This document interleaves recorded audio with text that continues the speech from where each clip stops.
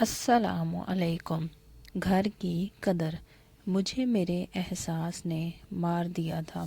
یہ کیا بات ہوئی کہ زندگی کی کوئی خوشی میرے پاس نہیں تھی۔ پریشان ہو کر رہ گیا تھا۔ دولت تو بہت دور کی بات ہے، کوئی گیسو کسی آنچل کا سہارا بھی نہیں تھا۔ اس نا امیدی کی کیفیت میں میں اپنے ایک جاننے والے اطہر بھائی سے ملاقات کے لیے گیا۔ وہ ایسے آدمی تھے جن کو میں نے ہمیشہ خوش ہی دیکھا تھا۔ میں نے جب ان سے ان کی ہر دم خوشی کا راز پوچھا تو انہوں نے ایسا جواب دیا جو بہت آسان تھا: میاں، ایک شعر سن لو، اسی میں راز چھپا ہوا ہے۔ چلیں سنا دیں۔ میں نے بے دلی سے کہا، خوشی کی جستجو دراصل غم ہے۔ خوشی کو چھوڑ دے، غم بھی نہ ہوگا۔ انہوں نے شعر تو سنا دیا۔ شعر واقعی بہت اچھا تھا، اور ایک فارمولہ بتا دیا گیا تھا کہ اس پر عمل کر جاؤ گے تو بالکل سب کچھ ٹھیک ہو جائے گا۔ اطہر بھائی، شعر تو بہت اچھا ہے۔ میں نے تعریف کی۔ میاں، فارمولہ بھی اچھا ہے۔ تم ابھی سے اور آج سے اس پر عمل کرو۔ ایک ہفتے کے بعد آ کر بتاؤ کہ اس کا نتیجہ کیا ہوا۔ میں اطہر بھائی کے پاس ایک خاص کام سے گیا تھا۔ اس دن میری جیب میں کچھ بھی نہیں تھا۔ میں نے یہ سوچا تھا کہ میں اطہر صاحب سے کچھ پیسے ادھار لے لوں گا۔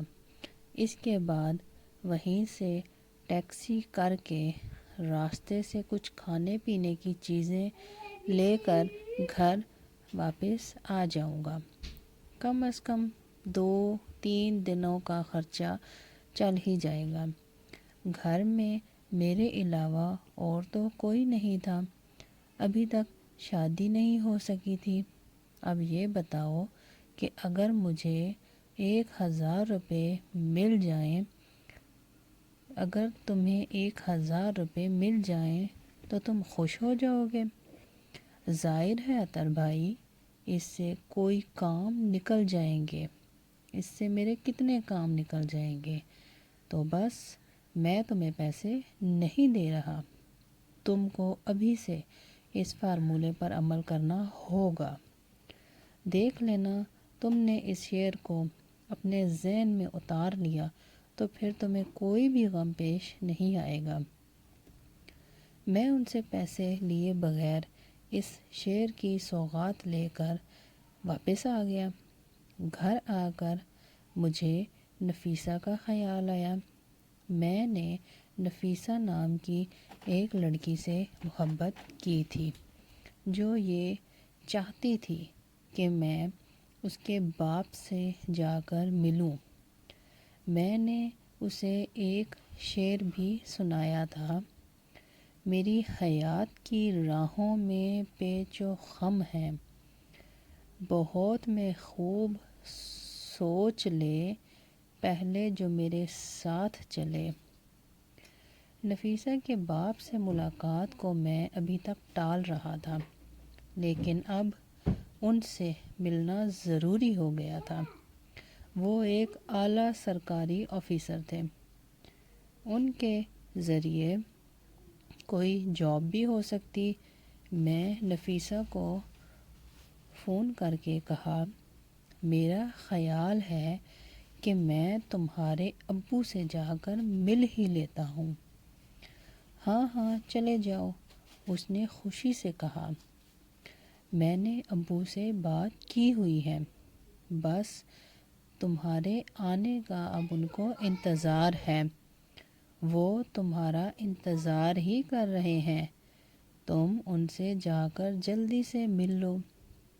نفیسہ کے والد ایک اعلیٰ سرکاری عہدے دار تھے۔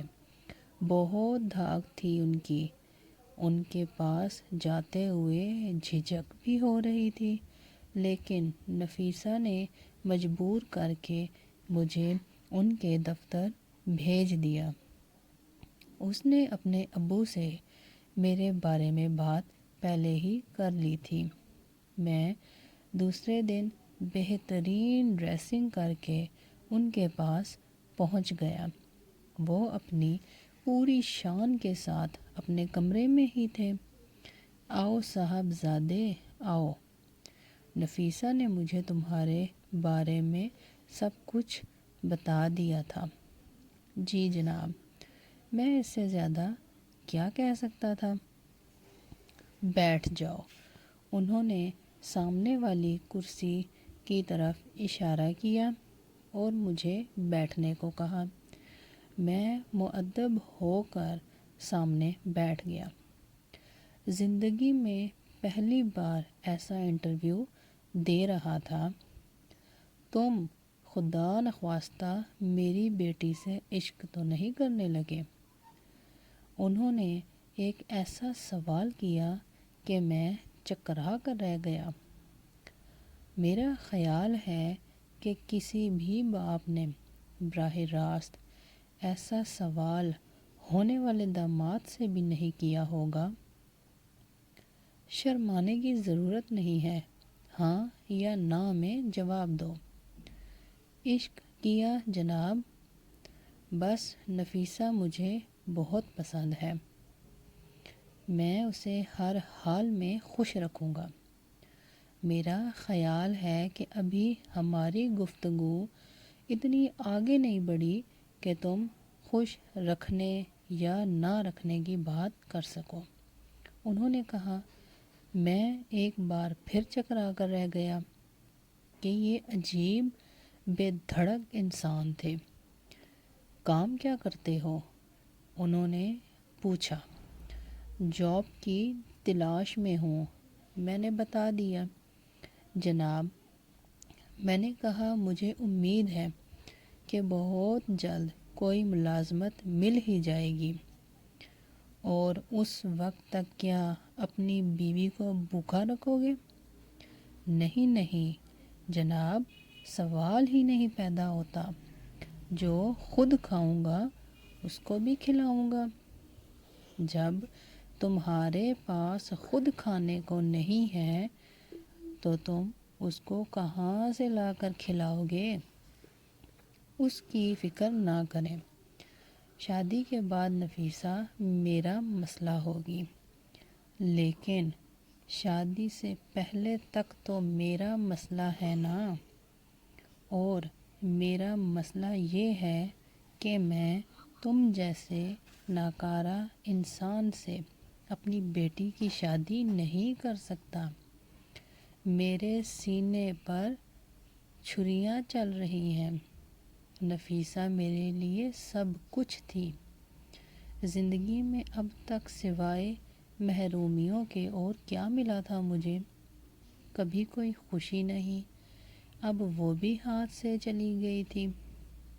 دل تو میرا یہ چاہ رہا تھا کہ در و دیوار سے لپٹ لپٹ کر آنسو بہاؤں۔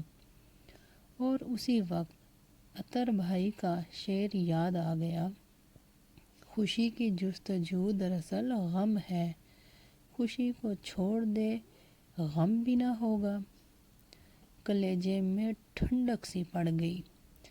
نفیسہ نہیں ملتی نہ صحیح، اور بھی غم ہیں زمانے میں محبت کے سوا، میں کیوں ایک روگ پال کر بیٹھ جاؤں؟ خوشی کو چھوڑ دے۔ اور میں نے خوشی کو چھوڑ دیا۔ میں نے نفیسہ کو فون کر کے مطلع کر دیا تھا کہ میں زندگی کی راہ میں اس کا ہم سفر نہیں بن سکوں گا۔ وہ کچھ دیر کی بک بک کے بعد خاموش ہو گئی۔ شاید اسے بھی یہ احساس ہو گیا تھا کہ اس کے باپ کا فیصلہ درست ہی تھا۔ اب زندگی کے کٹھن شب و روز میرے سامنے تھے۔ گھر میں میرے کھانے کو کچھ بھی نہیں تھا۔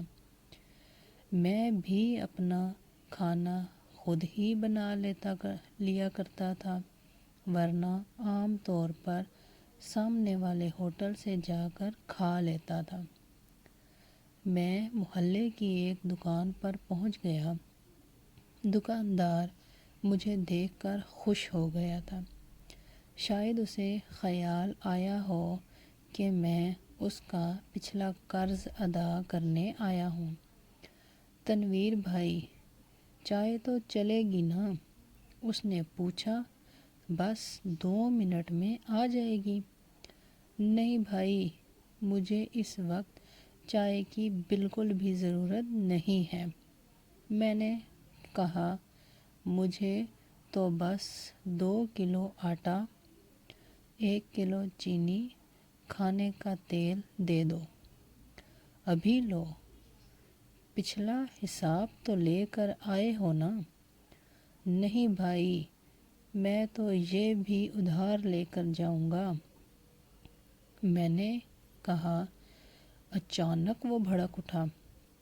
اس کی خوش اخلاقی ختم ہو گئی۔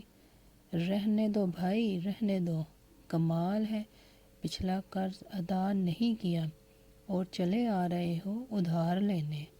اب کیا اس محلے میں بیوقوف بنانے کو ایک میں ہی رہ گیا ہوں؟ جاؤ بھائی، کوئی اور دکان ڈھونڈو۔ اس کی بک بک سن کر مجھے تو بہت دکھ ہوا۔ سوچا تھا کہ سامان مل جائے گا تو 2-4 وقتوں کے کھانے ایک ساتھ بنا کر رکھ لوں گا۔ اچانک ایک بار پھر اطہر بھائی کا شعر یاد آ گیا کہ خوشی کی جستجو دراصل غم ہے۔ خوشی کو چھوڑ دے، غم بھی نہ ہوگا۔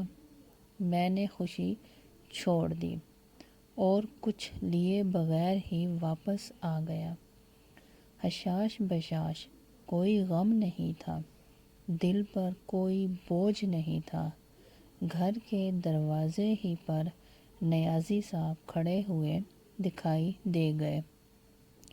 نیازی صاحب اپنی نوعیت کے ایک کمال انسان ہیں، بہت خوش اخلاق اور بہت ہی شاہ خرچ۔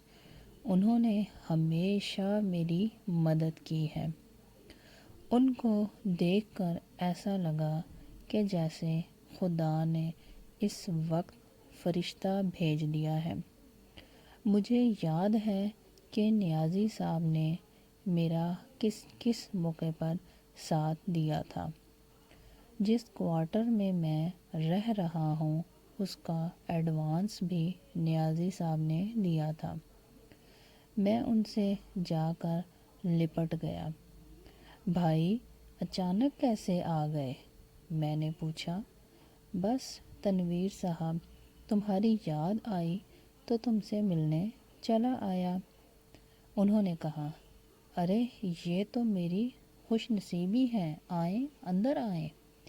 ہم اندر آ کر بیٹھ گئے۔ میں نے محسوس کیا کہ نیازی صاحب کچھ الجھے ہوئے تھے۔ گھر میں اتنا چائے کا سامان تھا کہ 2-4 کپ چائے بن سکتی تھی۔ میں نے انہیں چائے لا کر دی۔ کچھ دیر کے بعد انہوں نے کہا، تنویر صاحب، میں ایک عجیب کشمکش میں ہوں۔ خیریت تو ہے؟ کیا ہوا؟ میں نے پوچھا۔ ہاں،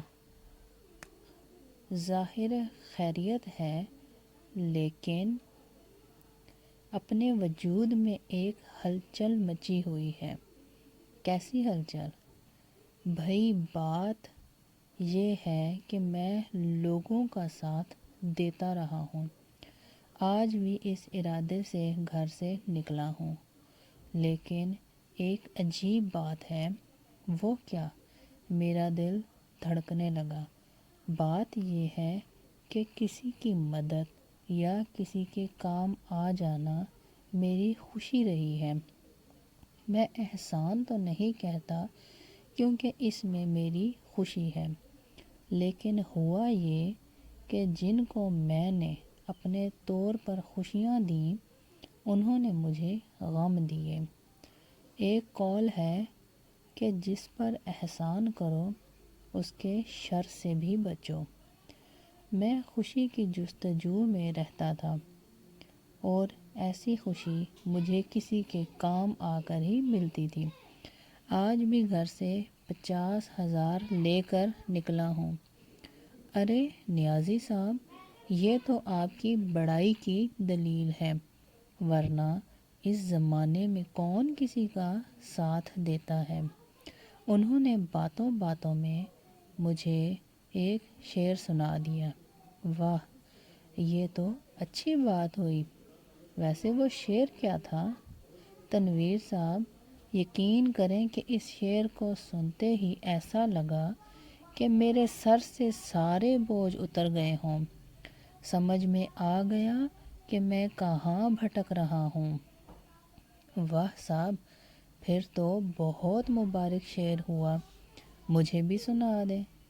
شعر ہے: خوشی کو چھوڑ دے غم بھی نہ ہوگا۔ ایک بار پھر وہ لانتی شعر میرے سامنے آ گیا تھا۔ ایک بات میں آپ سے کہنے آیا ہوں، نیازی صاحب نے کہا۔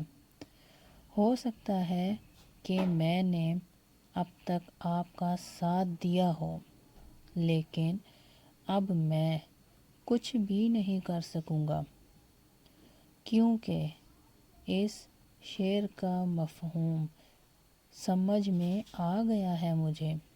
ارے نیازی صاحب، میں بوکھلا کر بولا، لعنت بھیجیں اس شعر پر، آپ تو نیکی کیے جائیں۔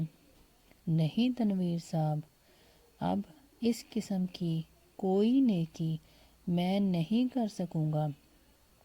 اس انقلابی شعر نے میری سوچ بدل دی ہے۔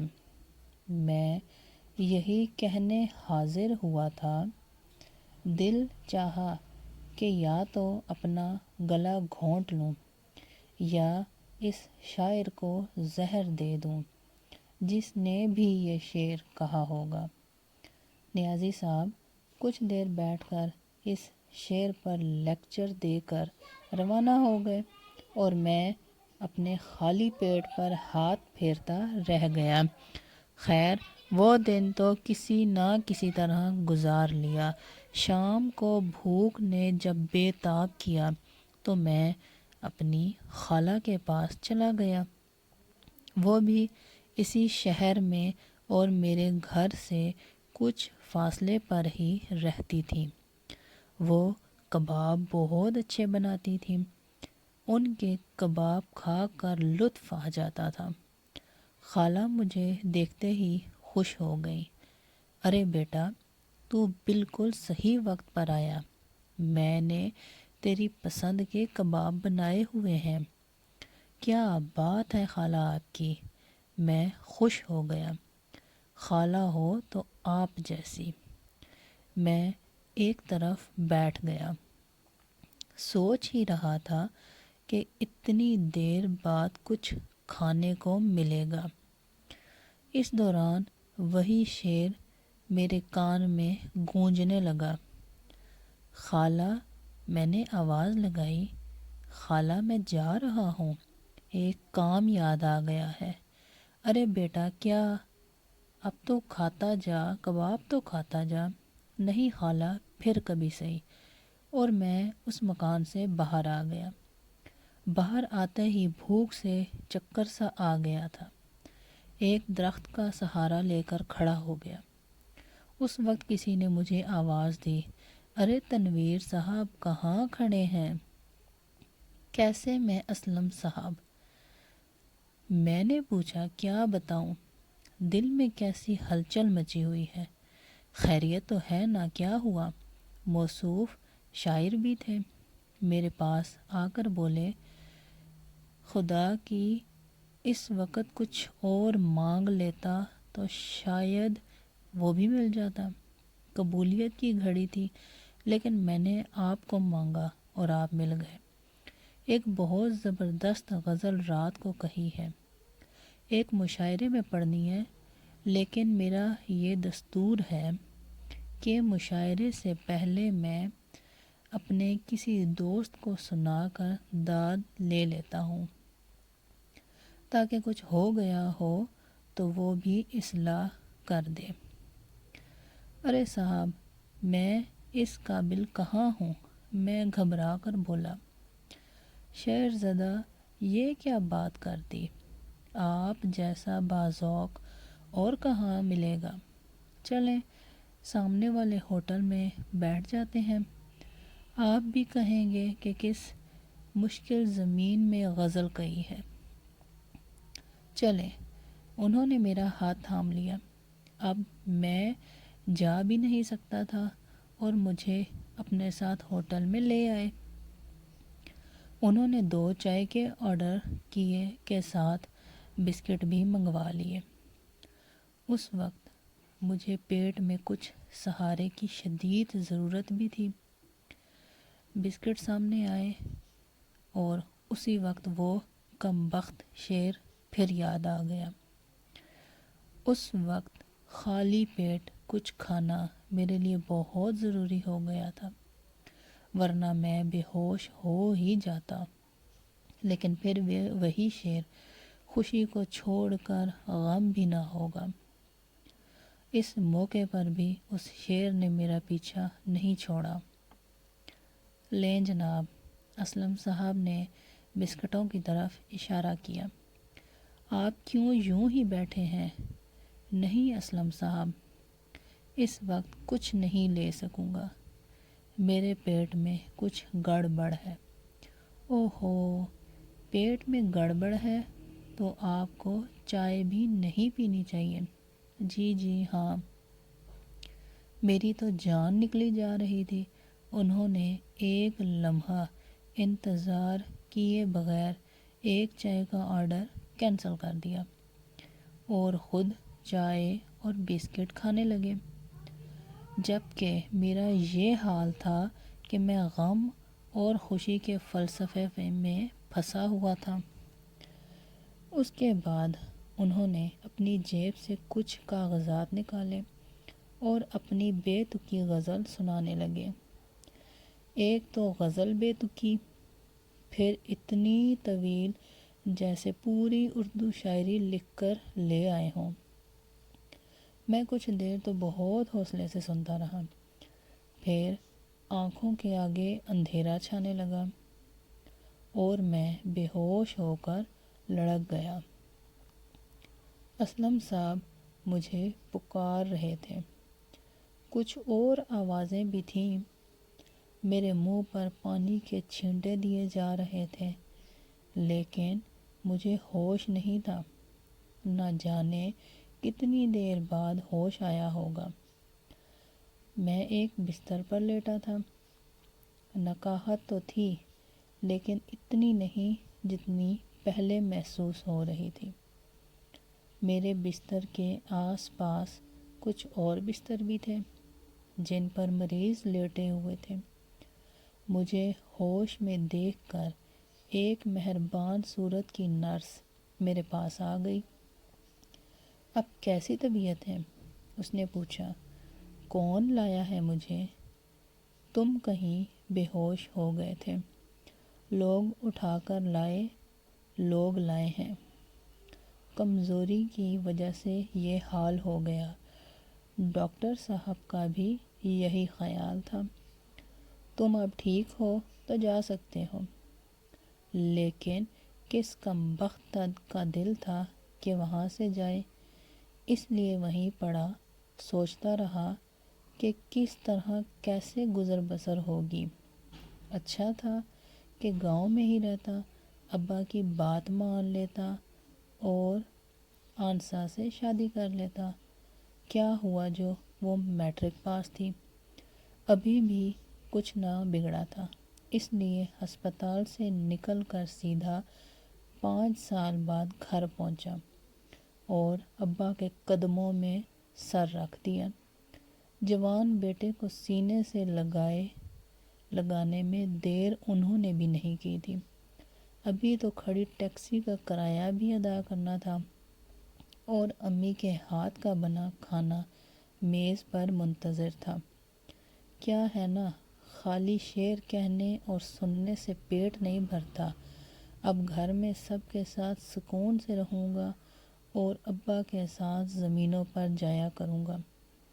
جوانی میں جاب کرنے اور خود سے اپنے پاؤں پر کھڑا ہونے کا جنون بھی میرا ختم ہو گیا، اور دوستوں کی مصیبت میں دوستی بھی دیکھ لی۔